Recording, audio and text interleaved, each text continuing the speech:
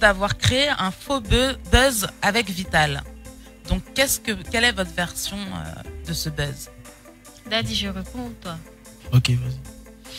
Alors, comme je dis, les réseaux sociaux, si tu ne maîtrises pas, ça t'avale. Vital a lancé son buzz sans m'aviser. Il te fait bisous là-bas. C'est-à-dire, elle a lancé le buzz sans m'aviser. Mais comme j'ai déjà les 3 cerveaux avec moi, c'est que c'est nous, on avait la clé. On est rentré dans le buzz et on a tué le buzz. Sinon, c'était que du buzz. Il n'y a rien eu, jamais d'animosité entre Vital et vous? Non, jamais. Il n'y a jamais rien eu. Tout ce Et l'homme Saga, jamais eu de problème avec Vital? Non, c'était que du buzz. Vous savez, les réseaux sociaux... Même la relation dont on parlait, l'homme Saga et Vital, c'était encore du buzz? Là, on va pas revenir sur ça. C'est quelque chose qui a existé. Mais là, on est en train de parler du buzz qui a été créé dernièrement. Oui, mais je veux dire que le buzz, Baba, Amissara, Vital, c'est suite au fait que on dit Vital serait sorti avec vous. Non, c'était pas ça. C'était pas le ça? Le buzz, c'était... Amissara tapé dans le dos de Vital. Et puis après, Suleiman Kamaraté se cachait pour aller derrière Vital. Après ça, c'était que du buzz. Vous savez, souvent, quand on est là, quand on a envie qu'on parle de nous, qu'on s'intéresse à nous. Oui. Vous criez des choses comme ça. Très souvent, notre audience baisse.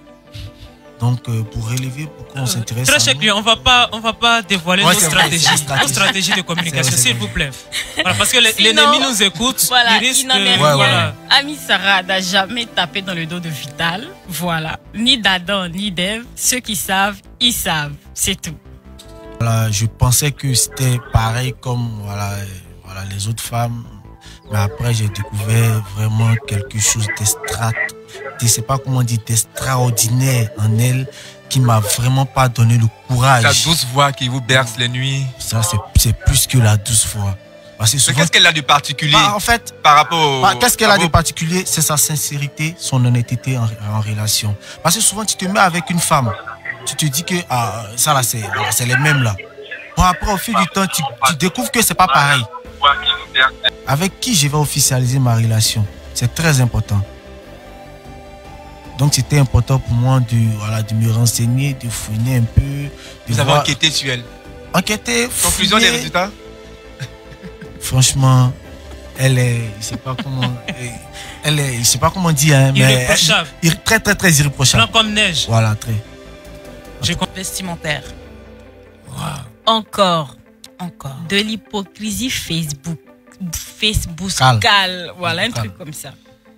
Bon, vous savez, il y a un truc qui s'est passé il y a peut-être une semaine.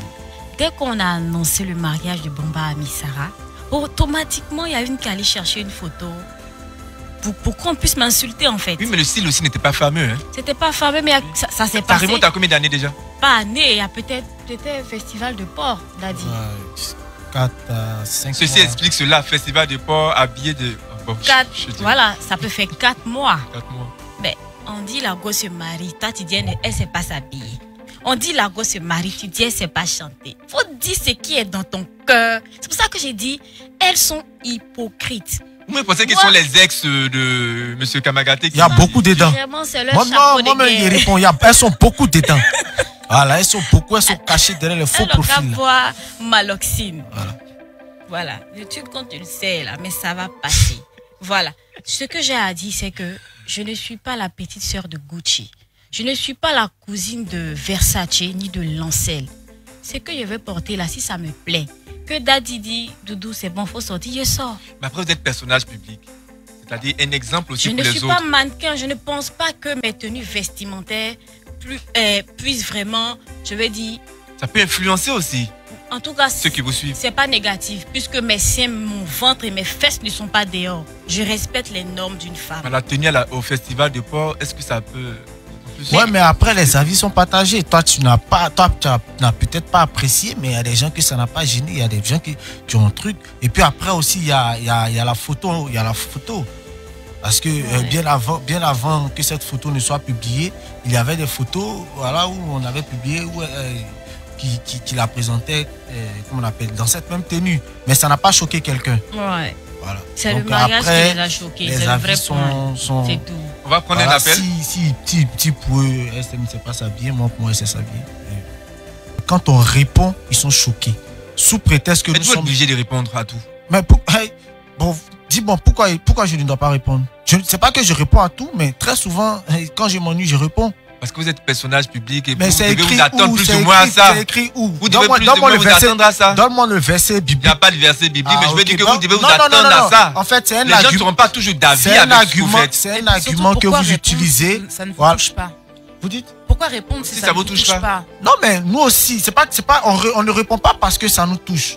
On répond parce que nous aussi, ça nous amuse. Souvent aussi, on veut leur infliger ce qui nous font vivre. Je prends le cas d'une, comment on appelle, d'une, par exemple, hier, je sais pas, on parlait de quoi, qui a parlé de ma fille. Mais quand tu parles de ma fille, je parle de ta maman. Après, tu es choqué, pourquoi? C'est pas le fait aussi de trop exposer votre fille. Non, je n'ai pas exposé ma fille. C'est toi qui es venu parler de ma fille. Mais quand elle parlait de ma fille, ça n'a pas choqué quelqu'un. Mais pourquoi quand moi je parle de sa maman, maintenant ça choque les gens? Pourquoi parler de sa maman? Mais je parle de sa maman parce qu'elle a parlé de ma fille. Mais en fait, il y a quelque chose que moi, ça me choque un peu comme lui.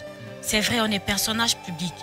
Mais ça ne vous donne pas le droit de nous traîner dans la boue. Ça ne vous donne pas le droit de nous insulter comme si on n'a pas de famille.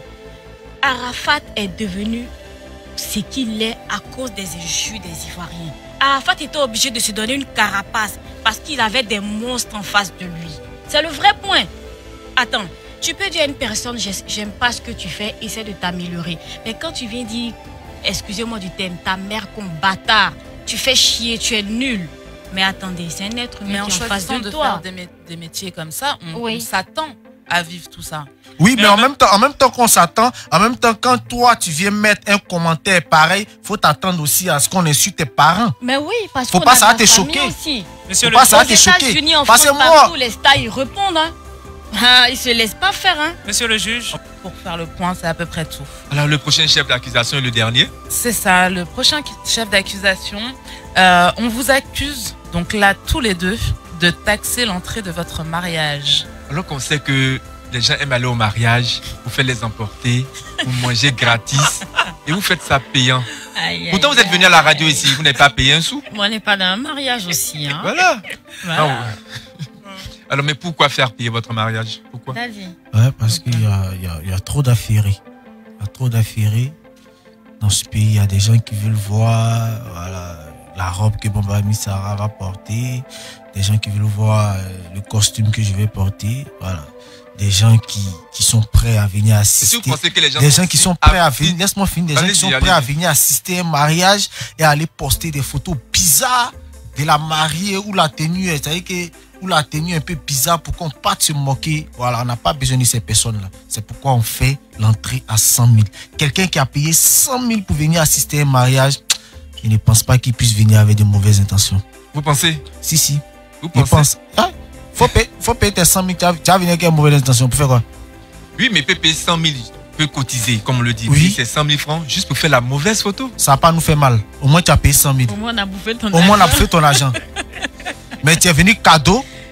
Et puis, tu as venu dire que entrer là, c'était bizarre ou bien ça. Pourquoi après ne pas faire le mariage et puis vendre les photos à un magazine? Non, c'est trop facile. Pourquoi? Quand on va vendre les photos au magazine, le seul qui va aller payer, il est capable de faire une photo avec son téléphone et puis aller, ça va se retrouver.